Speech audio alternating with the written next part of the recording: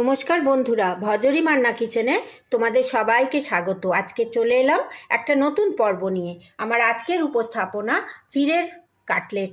চলো কি কি উপকরণ লাগলো আর কিভাবে আমি রান্নাটা করলাম দেখে নিই। চিড়ে দিয়ে কাটলেট বানাবার জন্য আমি এখানে একটু চিড়েকে জলে ধুয়ে ভালো করে জল ঝরিয়ে নিয়েছি, একটু আলু সেদ্ধ নিয়েছি, একটু চিকেনের কুচি দিয়েছি, এখানে তোমরা সোয়াবিনও দিতে পারো, একটু পেঁয়াজ, কাঁচা লঙ্কা, লেবু, টমেটো, ধনেপাতা। আরও কিছু উপকরণ আমি ব্যবহার করব, সেগুলো আমি রান্না চলাকালীন দেখাচ্ছি। চলো আমরা রান্নাটা শুরু করি। ছোট ছোট চিকেনের টুকরোগুলোকে আমি সসপ্যানে একটু নুন দিয়ে সেদ্ধ করে নিলাম। চিকেনটা সেদ্ধ হতে হতে আমি একটা কাজ করছি, আমি একটা গ্রেটার নিয়েছি আর এখানে একটু গন্ধরাজ লেবু নিয়েছি। আমি লেবুটা একটু গ্রেট করে নিচ্ছি। আমরা তো লেবুর খোসাগুলো ফেলে দিই, কিন্তু এইভাবে একটু গ্রেট করে কোনো তরকারিতে দিলে বা কিছুতে দিলে গন্ধটা খুব ভালো হয় আর খোসাটাও নষ্ট হয় না। দেখো খুব সুন্দর একটা লেবুর গন্ধ আসছে। আমি এই লেবুটাকে কুড়ে নিলাম, লেবুর খোসা সমেত গন্ধরাজ লেবুটাকে আমি কুড়ে নিলাম। আমার কাটলেটের গন্ধটা খুব সুন্দর আসবে। নেক্সট স্টেপে আমি একটা সসপ্যান নিয়ে নিলাম, তার মধ্যে আমি এই সেদ্ধ আলুগুলোকে নিয়ে নিলাম, একটু ভালো করে চটকে নিলাম। এরপর আমি জলে ধুয়ে ভিজিয়ে রাখা চিড়েগুলোকে তুলে নিয়েছি। সমস্ত উপকরণগুলো আমি এক এক করে দেব। সেদ্ধ করা চিকেন দিয়ে দিলাম, ধনেপাতা, টমেটো, এই যে লেবু গ্রেট করা ছিল, কোরানো লেবু, অনবদ্য একটা গন্ধ আসছে, একটু কাঁচা লঙ্কা কুচি আর পেঁয়াজ কুচি। সব উপকরণগুলো আমি খুব ভালো করে এখানে দিয়ে দিলাম। এরপরে আমি এরপর দিয়ে দিচ্ছি একটু হলুদ, একটু জিরের গুঁড়ো, একটু চাট মশলা, পরিমাণ মতো একটু চাট মশলা আর একটু কাশ্মীরি মির্চ। তোমরা যদি ঝাল পছন্দ করো ঝাল লঙ্কা দিও, আমি কাশ্মীরি মির্চ দিলাম। দিয়ে আমি সমস্ত উপকরণগুলো, একটু নুন দিয়ে দিচ্ছি, নুনটা দেওয়া হয়নি, দিলাম পরিমাণ মতো একটু নুন। সব দিয়ে আমি এটাকে খুব ভালো করে মেখে নিচ্ছি। খুব সুন্দর একটা গন্ধ আসছে, চাট মশলা, গন্ধরাজ লেবুর গন্ধ আসছে। এইভাবে আমি এটাকে একটু ভালো করে মেখে নিচ্ছি। এরপর আমি দিয়ে দিচ্ছি এটা বাইন্ডিংয়ের জন্য একটু চাল গুঁড়ো। তোমরা এখানে বেসনও দিতে পারো, আমি একটু চাল গুঁড়ো দিয়ে দিলাম, তাতে কাটলেটটা খুব সুন্দরভাবে গড়তে পারবো আমি। নেক্সট স্টেপে আমি একটা বাটি নিয়ে নিয়েছি, তাতে আমি দিয়ে দিচ্ছি 1 চামচ ময়দা, 2 চামচ ময়দা দিলাম, আর 1 চামচ দিলাম কর্নফ্লাওয়ার,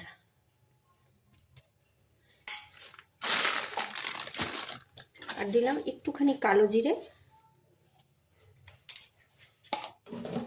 আর একটুখানি হলুদ।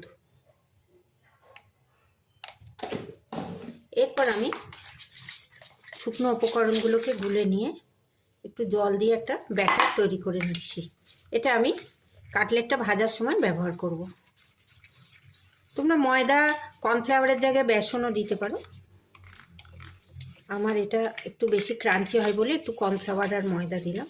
এভাবে আমি একটা ব্যাটার করে রাখলাম। নেক্সট স্টেপে আমি একটা মিক্সিং জার নিয়েছি আর তার মধ্যে দিয়ে দিচ্ছি 2 মগ মুড়ি। এটাকে আমি মিক্সিতে গুঁড়ো করে নিচ্ছি। মুড়িটা আমি একটু দানা দানা করে মিক্সিতে শুকনো বেটে নিলাম আর ব্যাটারটা রেডি। এবার আমরা পরবর্তী পর্যায়ে চলে যাচ্ছি। নেক্সট স্টেপে আমি এখান থেকে চিড়ের মণ্ড থেকে আমি একটু অংশ তুলে নিয়েছি। এটাকে আমি চ্যাপটা করে একটু লম্বা করে দিচ্ছি, একটু কাটলেটের আকার দিচ্ছি। আকারটা তোমরা যেভাবে দিতে পারো, আমি কাটলেট করছি বলে আমি কাটলেটের মতো একটু আকার দিচ্ছি। এইভাবে আমি চিড়ের মণ্ড থেকে কাটলেটগুলো গোল গোল করে তুলে, সমস্ত উপকরণ এর মধ্যে আছে, পেঁয়াজ, টমেটো, চিকেন, পেঁয়াজ, লঙ্কা, ধনেপাতা। তোমরা এর মধ্যে সোয়াবিনও দিতে পারো ছোট ছোট করে কেটে। আমি একটু চিকেন ঘরে ছিল বলে দিলাম। এইভাবে আমি সমস্ত কাটলেটগুলো আগে গড়ে নিচ্ছি। সমস্ত কাটলেটগুলো আমি গড়ে নিলাম। এবার আমি এই কাটলেট থেকে একটা কাটলেট তুলে আমি এখানে যে ময়দা আর অ্যারারুটের যে ব্যাটারটা করে রেখেছি তার মধ্যে আমি এটাকে ডুবিয়ে দিচ্ছি।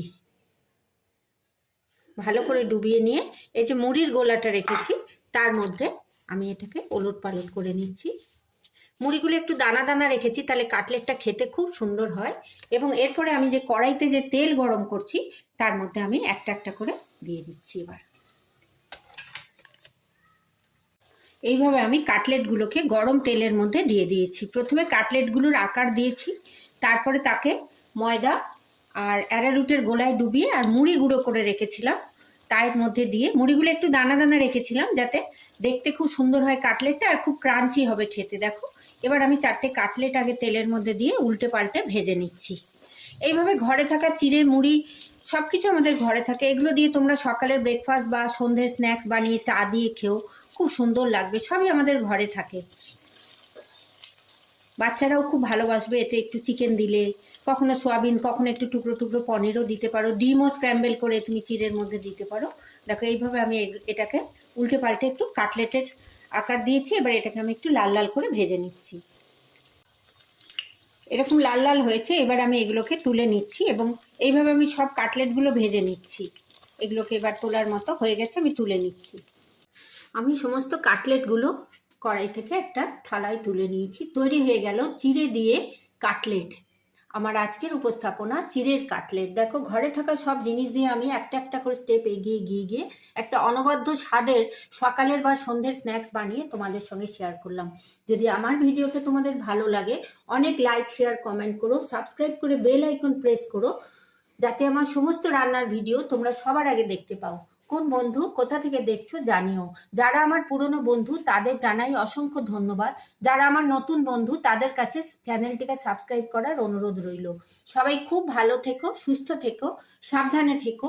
এইভাবে একবার চিড়ের কাটলেট বানিয়ে ঘরে স্ন্যাক্সে খেয়ে দেখো। ধন্যবাদ।